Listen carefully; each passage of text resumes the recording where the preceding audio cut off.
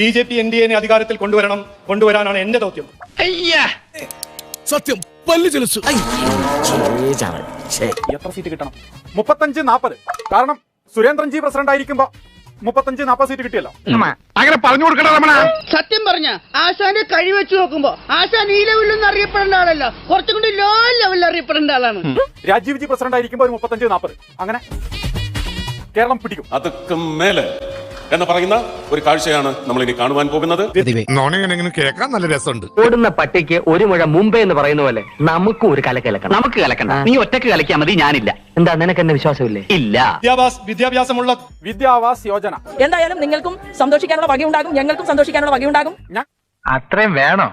വേണം, കുറച്ച് കടുപ്പത്തിരിക്കട്ടെ. അത്ര വലിയ ബന്ധങ്ങളിലേക്ക് പോണോ ശിവൻകുട്ടി? റേഷൻ കട മറന്ന് മണ്ണെണ്ണ വാങ്ങണോ? സുരേന്ദ്രന്റെ ഏറ്റവും വലിയ പ്രൊജക്ട് 35 സീറ്റ് തരൂ, സർക്കാർ തരാന്നുള്ളതായിരുന്നു. 35 സീറ്റ് കിട്ടിയാൽ ഞങ്ങൾ ഗവൺമെന്റ് ഉണ്ടാക്കുന്ന താങ്കൾക്ക് സംശയമുണ്ടോ? മിസ്റ്റർ മത്തായി, ഈ പരാജയത്തെ താങ്കൾ എങ്ങനെ നോക്കി കാണുന്നു? ഞാൻ ഇങ്ങനെ കാണുന്നു, നീ എങ്ങനെ കാണുന്നു? അല്ല, ഇത് എങ്ങനെയാണ് 35 സീറ്റ് കിട്ടിയാൽ സർക്കാർ ഉണ്ടാക്കുക എന്നുള്ളത് എല്ലാവരും ഒരു ഡൗട്ട് ആയിരുന്നു. 35 സീറ്റ് കിട്ടിയാൽ BJP ഗവൺമെന്റ് ഉണ്ടാക്കുമെന്ന് ദില്ലിയിലെ മലയാള മാധ്യമ പ്രവർത്തകർക്ക് അറിയില്ലേ? അപ്പോൾ ഞാൻ എന്താ പറഞ്ഞു? അതിന് തന്നാരും വിളിച്ചില്ല. വിളിച്ചു തന്നെയല്ലേ താക്കേണ്ടത്? എങ്ങനെയാ ആവശ്യത്തെ കാര്യങ്ങൾ ഇടപെടുത്താ പറഞ്ഞു കൊടുക്കണം എന്നെ പറ്റി. ആർക്കും അതിന്റെ ഗുട്ടൻസ് പിടികിട്ടില്ല. പിന്നെയാണ് പിടികിട്ടിയത്. കേരളത്തിലെ മാധ്യമ പ്രവർത്തകർക്ക് 35 കൊടുത്തില്ലേ, ദില്ലിയിലെ മാധ്യമ പ്രവർത്തകർക്ക് 35 കൊടുത്തു. അങ്ങനെ എത്രയായി? 70.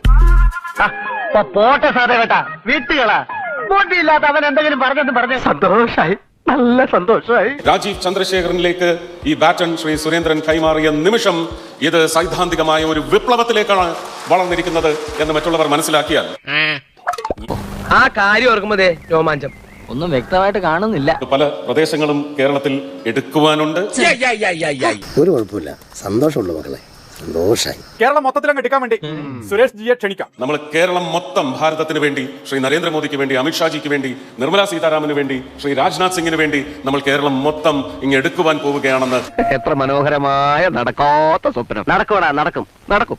ഒരു ഗതിയില്ലാതെ നീ പെരുവഴി കൂടെ നടക്കും. എനിക്ക് നിലവിൽ സംശയം 26 നിയമസഭാ തെരഞ്ഞെടുപ്പിൽ ഞാൻ ഇതുവരെ പറഞ്ഞ 30 സീറ്റാണ് ഞാൻ പറയുന്നു.